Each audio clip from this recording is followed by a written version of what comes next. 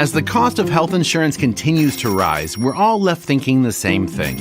There must be a way for people to get the health care they need at a more affordable price. Luckily, there are ways to make health insurance more affordable without jeopardizing quality or access to health care. That process begins by redefining our understanding of what health insurance is and what it is supposed to do. Insurance in general is meant to protect you from expensive and unexpected events, not routine or predictable expenses. Home insurance doesn't cover the things like replacing light bulbs or old kitchen appliances that break down. It kicks in when a pipe bursts or a tree remodels your living room.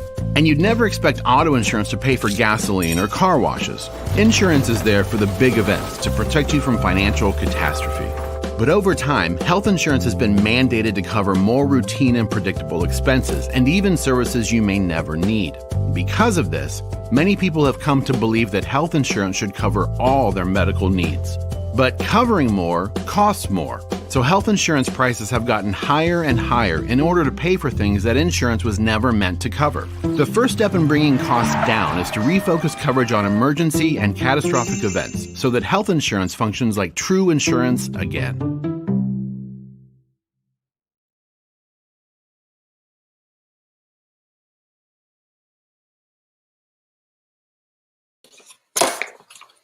Welcome to the Policy Circle's Move the Needle virtual experience on the healthcare prognosis for 2021.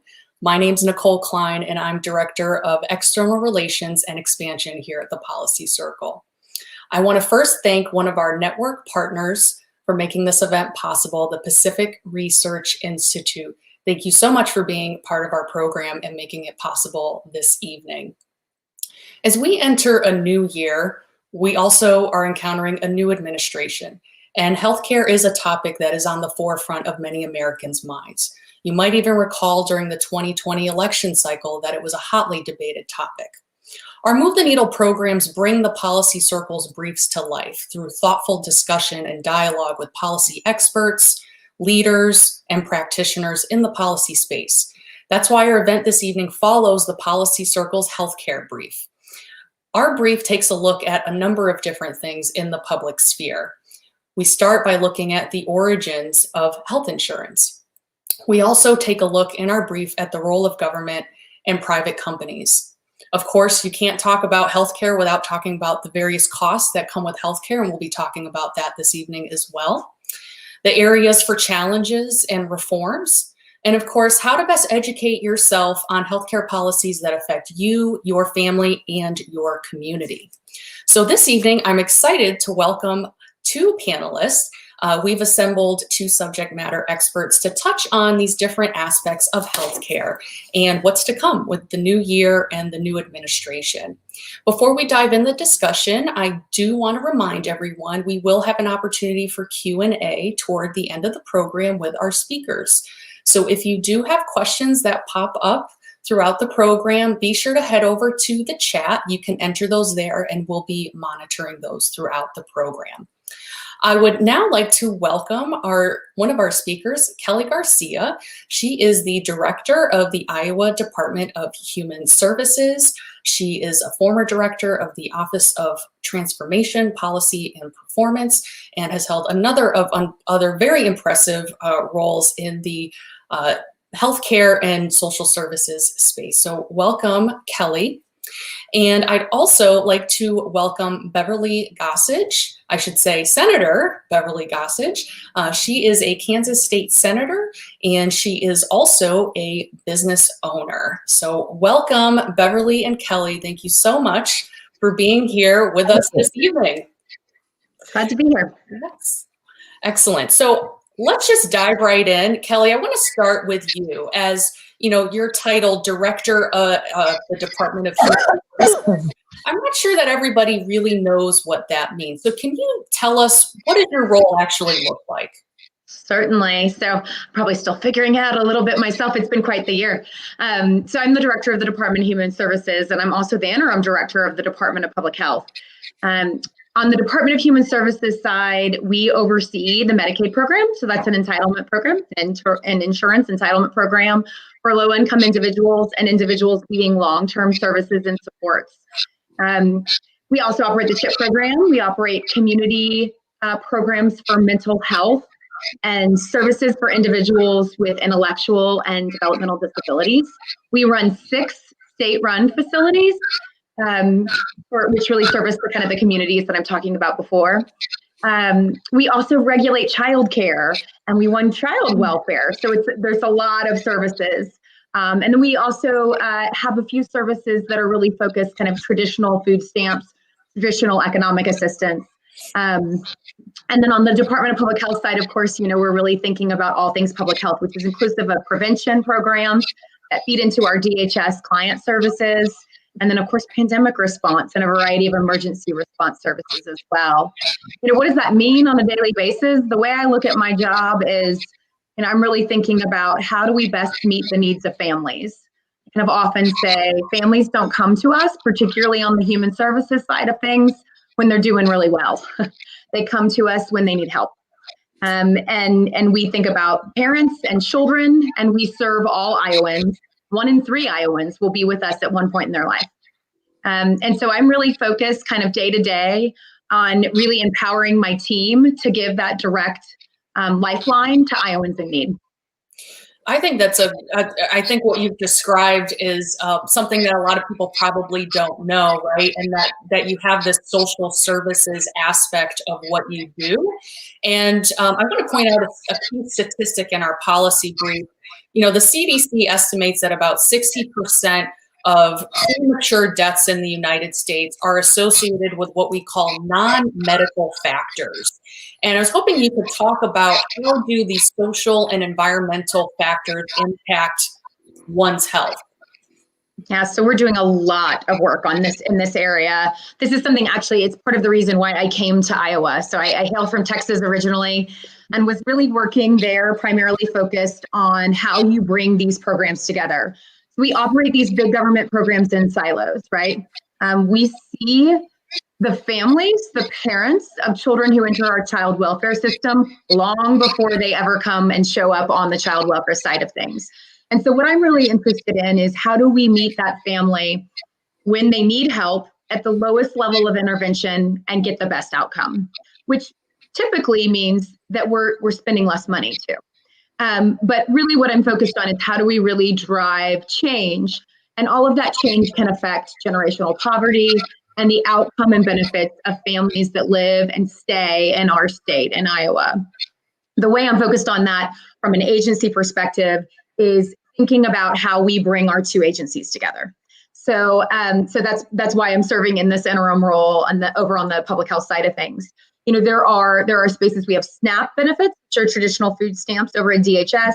We have WIC benefits, which I'm sure most folks are familiar with, over in public health. And so we can think about how do we really wrap around food benefits to best serve pregnant moms, nursing moms, and young families.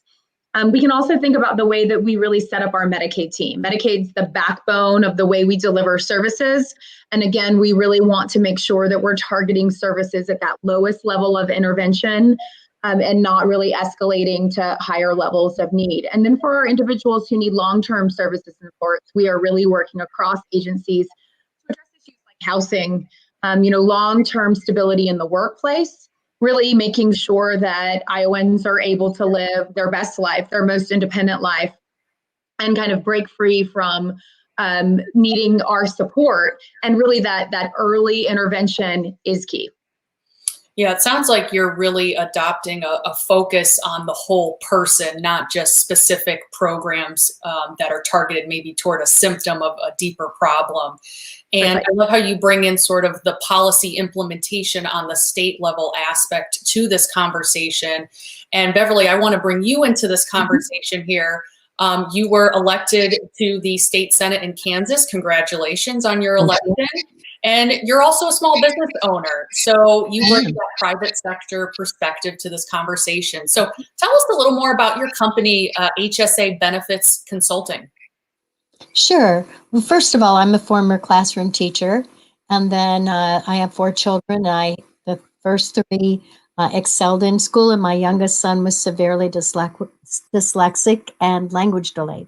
So I left teaching to homeschool him. And during that time, I began to investigate Sylvan Learning Centers, liked what I saw. And so for 10 years, I was district manager for Sylvan Learning Centers. My family owns a small business called Castle Plumbing, my maiden name.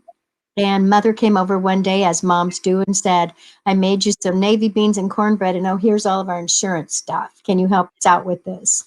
And I began to do research for Castle Plumbing and thought, small group health insurance makes no sense. Why in the world do we get insurance through our employer anyway? Who came up with that idea?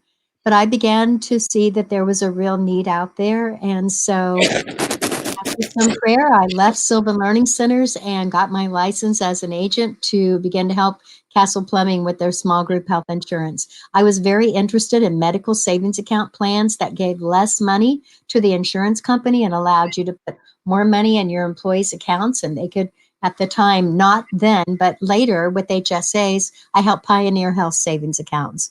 So I was asked to speak at various places, including Pioneer, our Pacific Research Institute.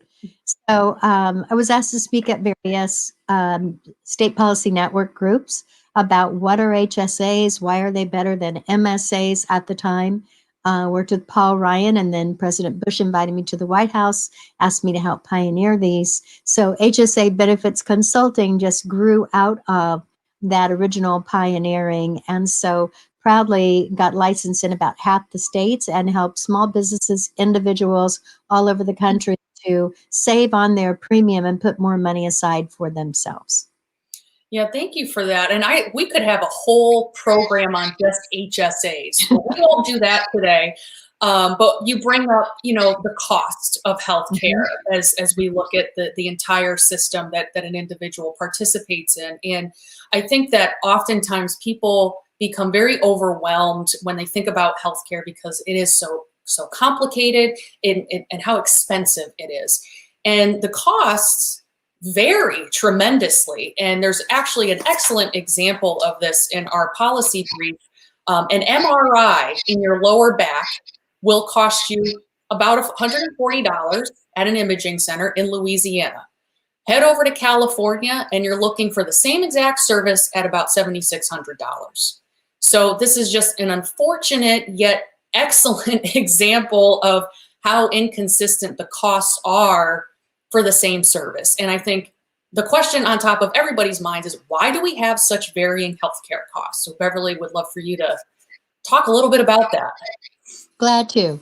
First of all, when you think back to 1943, when most people paid for there's of course medical care and health insurance. There's really no such thing as health care. It's kind of a hybrid word. But medical care at that time, most of that was paid by the individual. The doctor would come to your home, so you paid the cost. It was truly free market. When health insurance became more than just catastrophic coverage, in case you go into the hospital, you can have a lower discounted price if you go to Blue Cross hospitals, which is how Blue Cross Blue Shield first got started. And instead, then we started seeing in 1943, when the law was passed, allowing groups, employers, to pay for more than just salary. They could add a benefit on top, which was at the time about 25 cents per household for a Blue Cross plan to get discounts at a hospital. It actually incentivized the employer to, because that's tax-free, give you more benefit than salary. So you saw benefits growing, salaries repressed, and as such, employees, unions, etc., started asking for it to cover more things than just discounts at the hospital. The more things insurance was required to cover, as you had in your opening, the more expensive, quote, health insurance became. And since health insurance was in itself making medical care more expensive. Why is that? Because the doctor and his nurse that used to just run his office now had to hire 2, 3, maybe 4 people just to process health insurance claims. And so just the cost of that became more expensive, and people expected these more expensive costs to be subsidized by their health insurance plan. So seldom do we have people paying directly for costs. So free market started to scoot out of the way, and the cost of medical care has become more expensive. And so flip that with HSAs, and you see more people paying out of their health savings account or choosing to go to a direct primary care physician where I'll just pay you for these services. It's a flat rate once a month, or tell me what your costs are with a cash doctor. Now you can go to a freestanding and get an MRI and ask, what is the cost if I were to pay cash? People are always surprised that oftentimes the cost is lower than what their reimbursement rate would have been through their health insurance company. So it's kind of flipped on its ear. Instead of people paying for medical care directly, we are now inadvertently paying for that through our health insurance premium. So now that has made premiums high and it has made medical care high. We're going the wrong direction. Yeah, I appreciate you kind of emphasizing or highlighting again sort of just how complex the system is, right? Mhm. Because even HSAs are not necessarily available to anybody who wants them. There's very specific plans that you have to have. Let's transition our conversation to talk about entitlements. You know, we actually have a policy brief on entitlements at the Policy Circle, and we talk about entitlement programs. We're talking about things like Social Security, Medicaid, Medicare. And Kelly, I want to ask you this question. You know, 2021 brings us a new president, a new administration, a new Congress, and oftentimes that means new healthcare policies on the table. What changes can we expect at the state level when it comes to some of these programs, particularly Medicaid? And you even mentioned this earlier, the Children's Health Insurance Program. Absolutely. So I think, it's incumbent on us as we change administrations to continue to work with our federal partners. And we have to advocate for what's best for our state. And so we are very much working with the transition team. We're eager to see the team fleshed out and exactly know kind of where we stand. For us in Iowa, I don't think we'll see tremendous amount of change. We operate in a managed care environment and have for a fair number of years.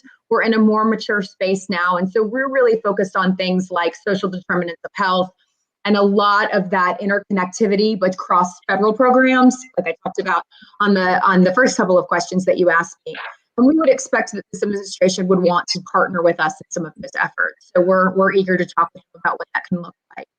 On the other side, which is a bit less programmatic on just strict entitlement, I think I would be naive if I didn't talk about the backdrop of the pandemic. We learned from the Biden administration yesterday that he's extended the public health emergency for the entire calendar year 2021. And so for those states chosen, and I think almost all are, to take the enhanced federal dollars through the pandemic, we are not disenrolling our Medicaid clients. And that provides stability for providers, certainly does for the individuals on our rolls. But we're really navigating exactly what that looks like as the pandemic shifts and changes.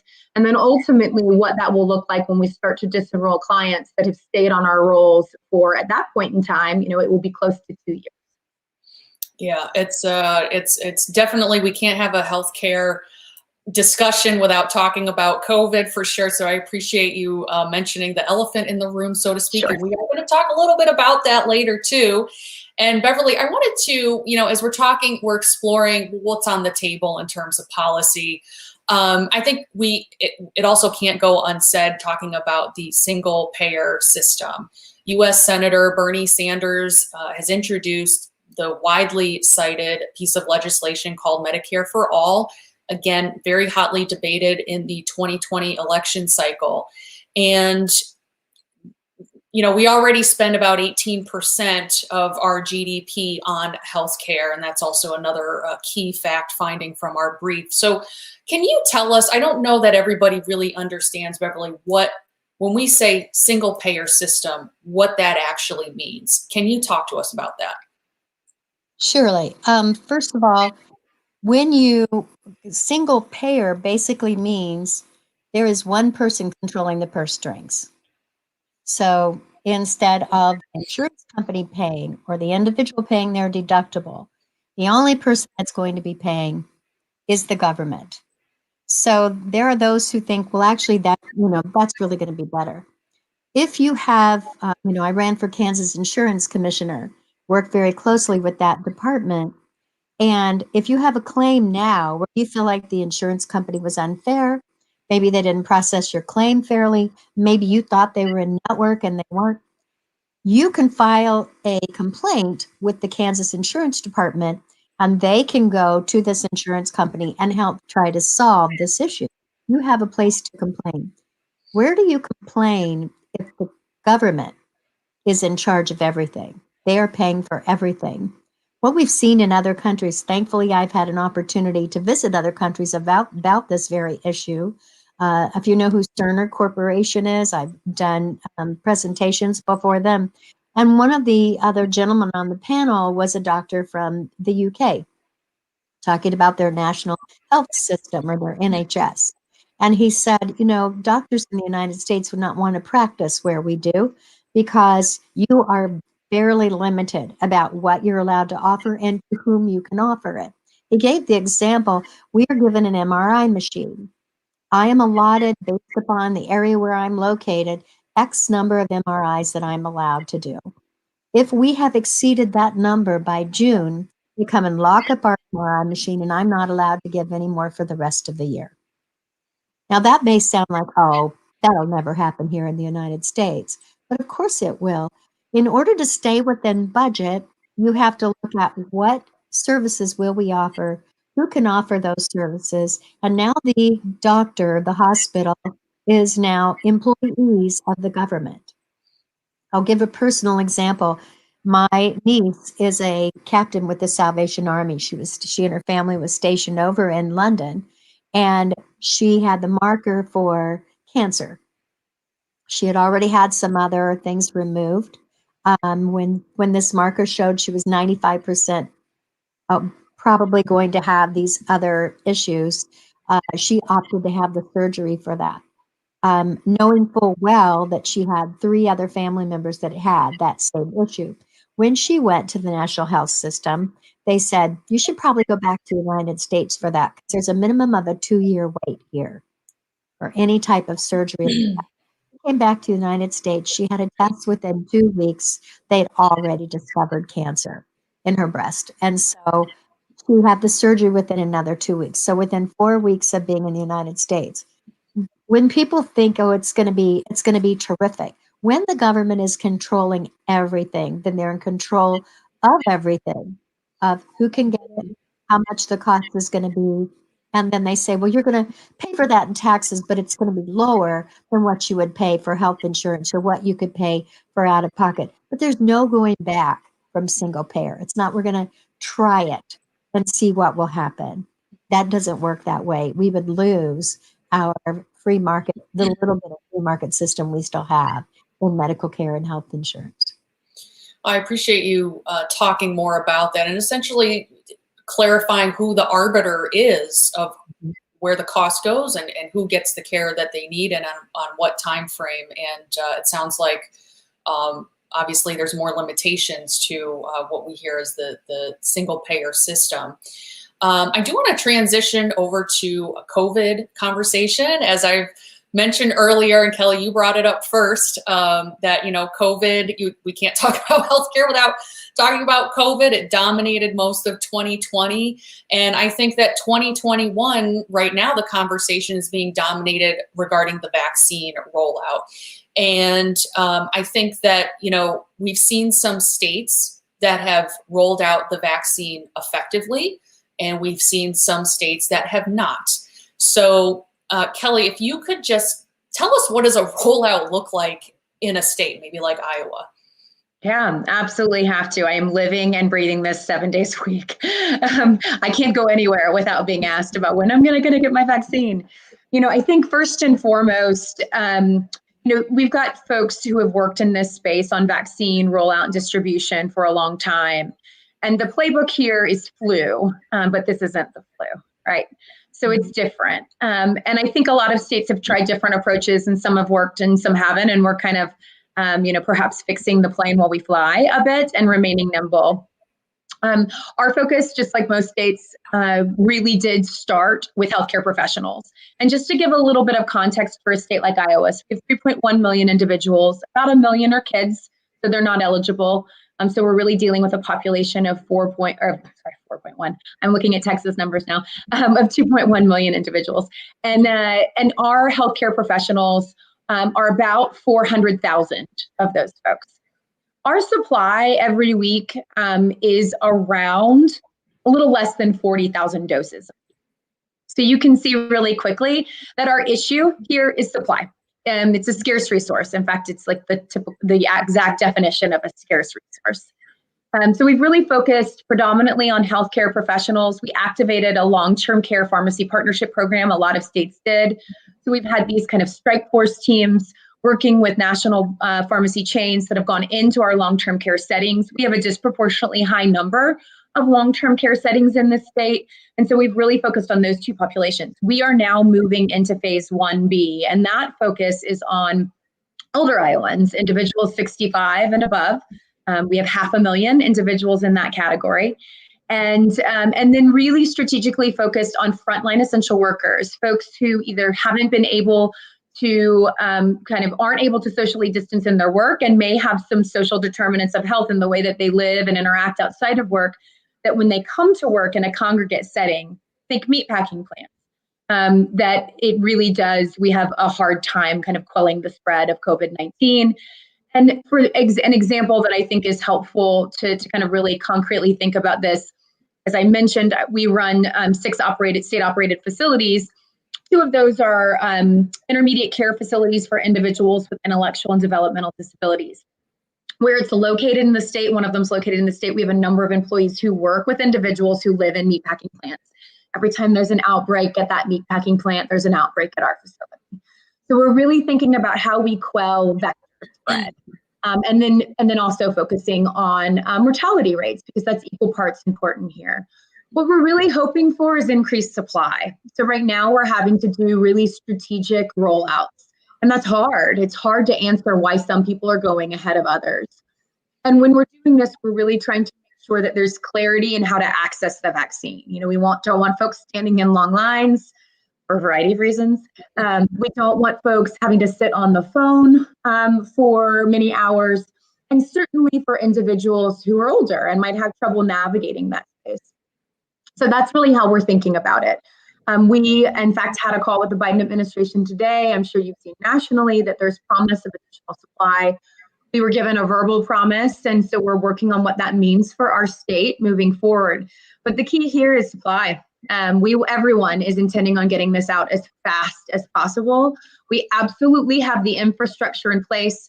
We don't have a secret storage room of vaccine somewhere in a warehouse that's not being used. I wish we did, and then I could access it, but we don't. We are getting this out as fast as possible. And then there's just a bit of a learning curve. There's early weeks really where this vaccine's a bit different. It requires different storage. It requires a different way to administer it. It's not like the flu vaccine.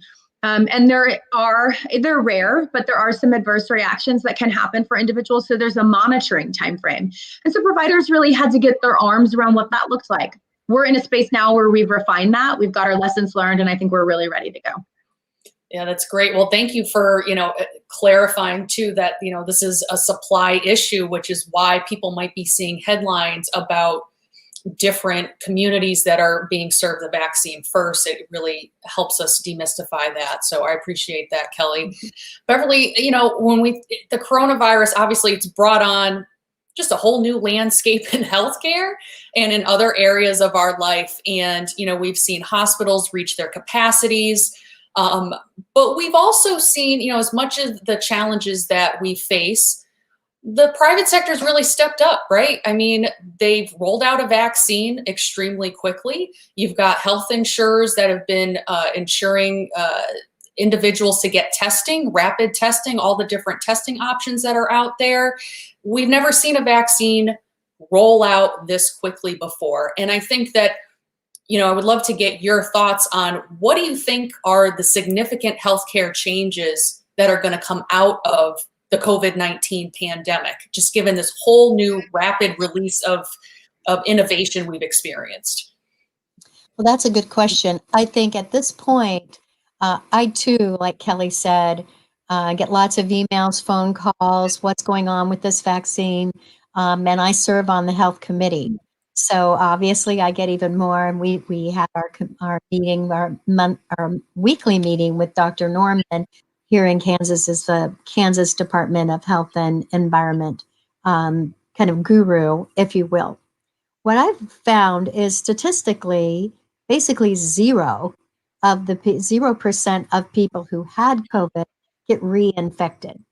So I think we need to do more on the study of, last statistic I saw was like 41 people worldwide have been documented that they got it twice. So maybe we need to look at, if you actually have it, I think the notion is that about 90 days you can have immunity. But do we know beyond that? And the answer is no, we really don't. So what we're seeing is in our, and Kelly, maybe you can answer this too, in our hospitals and among healthcare workers, we are seeing people that are refusing to take it or are diverting to, I'm going to wait and see how things go, or, hey, I already had it. Let's let other people skip line in front of me because I think I'm going to be fine. So they offered it to many of these people, but we have hospitals in Kansas where only 30% of the healthcare workers chose to have the vaccine. Now, that's not typical. We have somewhere the other personnel got about 50% is pretty average. Then of the physicians themselves, about 80 to 90%. So there's kind of a wait and see, but then you have others who are like desperately standing in line saying, please, when can I get an appointment for the vaccine? So as to answering your question, what differences might we see in healthcare? I think that we have to look at outpatient initial treatment for people instead of we will just isolate you for a couple of weeks, see how you do. Most people will be fine, but then you have people that are dying, from this. So the studies that I've seen among doctors are looking at more outpatient treatment.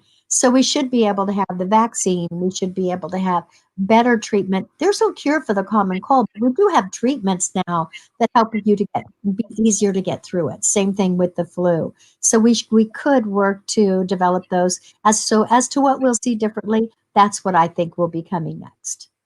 Well, thank you very much for that. And I think you both have just answered a lot of questions that a lot of us have about what to expect next when it comes to the vaccine, and of course, all the other healthcare things that we should be thinking about in 2021. Let's go to our Q&A. I think we have at least one question here. So President Biden has promised to build on the Affordable Care Act. What could this mean for us as individuals and small business owners? So, of course, build on the Affordable Care Act can be seen as many different things. Beverly, why don't you, since you're in the private sector space here, would love for you to first, tackle this question. Well, what he said when he was running for office, and then what we've seen in his first day or two in office, is trying to undo any of the executive orders that were done under the Trump administration. One perfect example of that is under the Trump administration, they said that short-term medical plans, instead of only being allowed for 90 days at a time, could be up to 3 years at a time. If you know anything about that, short-term medical plans are a lot less expensive for people who do not qualify for subsidized policies on the Affordable Care Act. And so many people have opted for it to be a more affordable option. And rather than reapply every 3 months, allowing that for 3 years. I haven't heard that that's been reduced yet, but I've heard that's on the chopping block. What we've heard as far as, and what he actually said, was allowing a public option. Imagine if we said we're going to have a public option now, and the federal government is going to start offering cars and competing with the other cars that are out there. Might it be as good? We already had public options under the Affordable Care Act. In fact, they had one in Iowa, they had one in other states, where basically you were applying through this public entity. Unfortunately, after about 6 to 9 months, they ran out of money and went bankrupt. We feel that we in the private sector particularly feel that starting with the public option is just to get a toe under the tent to go to single payer, because America has no appetite for single payer or government controlled health insurance. And so that public option seems to be like just a step in that direction. Kelly, would you agree with that assessment? I think the space that I'm really going to tackle this question from is really around, an overall look. I mean, I think, I'm going to put on my Texas hat here, because coming in from a state like Texas, where expanded Medicaid coverage is not an option, so there's significant amounts of uncompensated care. And so from a state, and not weighing in on whether or not that's the right decision, because certainly Texas has weighed that option and made the best decision for that state, leadership has. But here in any state, I think we're really having to think about what is the all-in cost. And I think, to some of your earlier questions, getting to some of those root issues of how we exactly are quelling the rising cost of healthcare overall. For sure. Well, I think that wraps up our questions for the evening. Before I let you ladies go, just one last question for you both. And that's, we're all about local impact and local engagement at the policy circle. So could each of you just share one step that we can take to further engage on healthcare locally? Beverly, I'll start with you. Mm-hmm. I would just like to begin by saying, most of the time, and I've testified many times in DC, oftentimes what happens is you have legislators that really know nothing about the field. How could they? They can't know about every possible field. So if you know nothing about the health insurance industry, but you think you're helping by passing what they did with the Affordable Care Act, how it affected states like Kansas that had fewer regulations on our private market for individual policies, which is where it hit most. You had people who could buy, the vast majority of people who bought individual policies, premiums for 20-some-year-olds might be about $28. The average person could buy a policy for $52. Their total deductible, total out-of-pocket might be around $5,000. These same people, once the Affordable Care Act were passed, started seeing $300 premiums, $400 premiums, $6,000 to $8,000 deductibles. And so, but they said, what? Some people will get a subsidy. The problem with that is sort of like why government gets a bad rap, in that, like, say, we're going to break your leg, but we're going to give you a crutch. You're welcome. So by saying we're going to make rates really high, some people will get a subsidy. Look what a good thing we did. So on our local level, one of the things we're doing is putting together a resolution from the state of Kansas and the Kansas legislature to say, this is what would really help our marketplace here in Kansas, instead of us being left with 3 carriers when we had 17, to be able to have more autonomy within the state.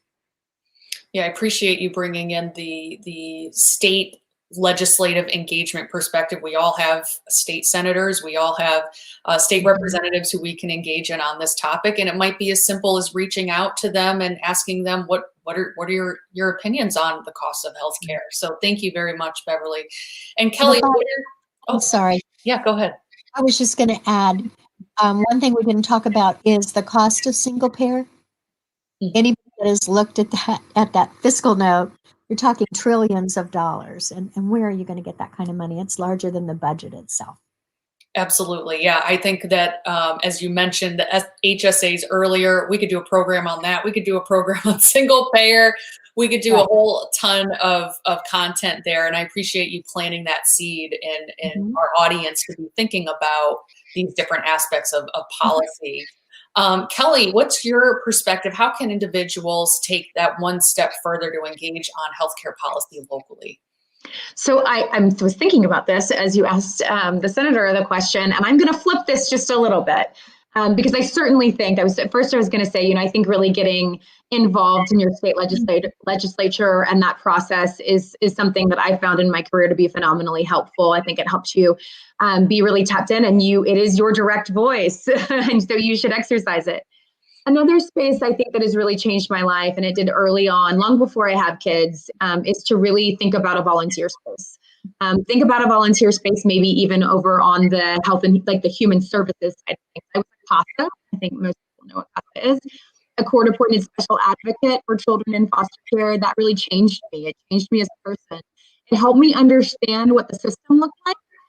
It helped me understand what the judicial process looked like, which was really helpful. And then it really helped me connect with families that are in need and kind of understand their experience.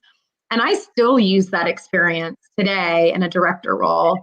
Now I'm overseeing those programs. So, I think that is always that local connection. You really can't substitute it. We don't, we have a role at the state, and certainly there's a role at the federal, but those community partnerships are key. Absolutely. At the policy circle, we not only look at policy as one lever, right? But there's also that real, authentic community engagement that can look like, volunteering for different organizations. So thank you for bringing that up, Kelly. I appreciate it. Well, we are wrapping up our conversation this evening. I hope that everyone leaves this conversation feeling more empowered, more educated about what is to come for healthcare in 2021. I want to thank you, Beverly and Kelly, again so much for spending your evening with us and demystifying this landscape of healthcare for our audience. So thank you so much. And also thank you again to our network partner, the Pacific Research Institute. We could not have put this program on without you. So thank you so much. And before we depart this evening, just a few more programs to mark on your calendar that you will not want to miss. On January 28th, if this program intrigued you, I encourage you to join the Policy Circle. We have member benefits that start at $100, and that includes a virtual experience with our director, Judy Willard, who will facilitate a roundtable discussion using the healthcare brief that we discussed this evening. So I encourage you to join us there. Also, Thursday, February 18th, we have our next Policy Circle Leadership Series. We actually have a director from LinkedIn coming, and it's all about developing your LinkedIn profile and leveraging it for your benefit. And February 23rd is our next virtual Move the Needle experience, and that topic will be on free speech. Very hot topic right now. You will not want to miss it. So thank you very much for your time this evening. Have a good night.